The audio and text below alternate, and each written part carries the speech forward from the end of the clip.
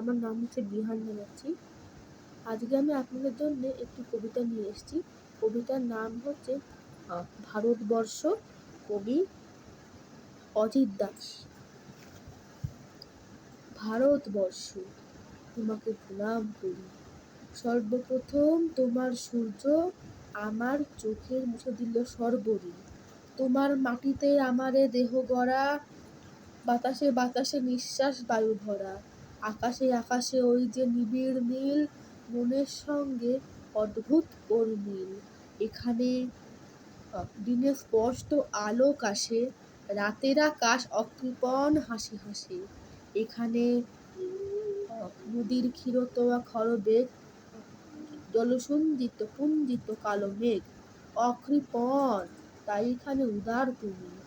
ভারতবর্ষ আমার জন্মভূমি, ভারতবর্ষ তোমাকে প্রণাম করি। ধন্যবাদ।